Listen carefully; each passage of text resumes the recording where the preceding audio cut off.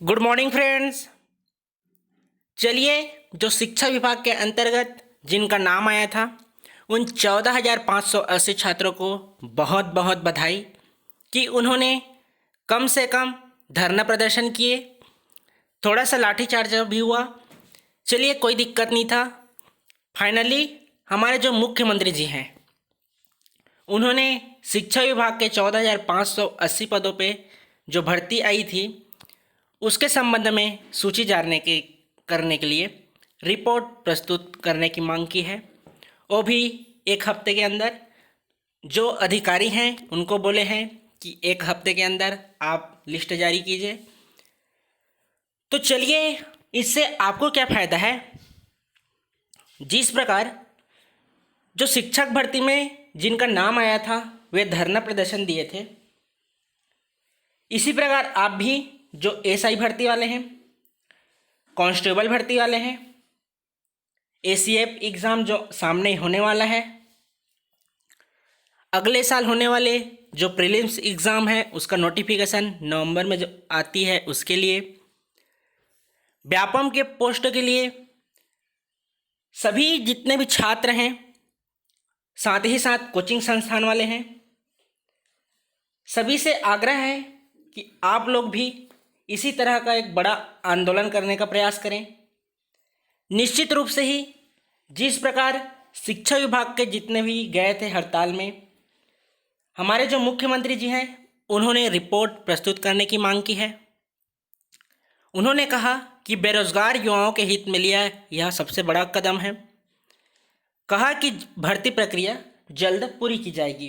तो देखेंगे कि यह भर्ती प्रक्रिया रुक गई थी जिसमें 14,580 पदों की भर्ती की जो रिपोर्ट है एक हफ्ते के अंदर प्रस्तुत करने की बात की है। तो आइए आप लोग भी, जिससे सरकार को ये लगे कि बेरोज़गार ज़्यादा हैं, उनके जो भी पोस्ट आते हैं चाहे फेसबुक में हो, ट्विटर में हो, आप उनके कमेंट में पोस्ट कीजिए कि वैकेंसी कब आएगी। जो भी हैं एसआई हैं तो एसआई, कांस्टेबल हैं तो कांस्टेबल, नोटिफिकेशन की बात है तो नोटिफिकेशन। आप जब तक सरकार को कोसेंगे नहीं, उनके पोस्ट पे कमेंट नहीं करेंगे, धरना प्रदर्शन नहीं करेंगे, हड़ताल नहीं करेंगे, तब तक आप भूल जाइए कि कोई वैकेंसी आएगी।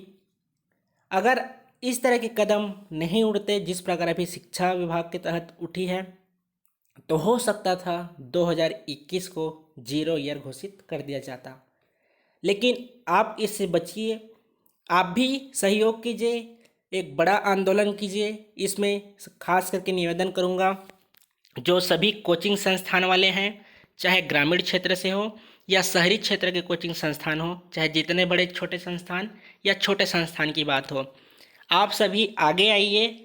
आपको ही देख के छात्र आते हैं तो आप घर बैठे मत रहिए, सामने आप धरना प्रदर्शन कीजिए, चाहे आप जिस भी पार्टी से बिलोंग करते हो, कोचिंग संस्थान वाले, लेकिन छात्रों के हित के लिए आप सामने आइए।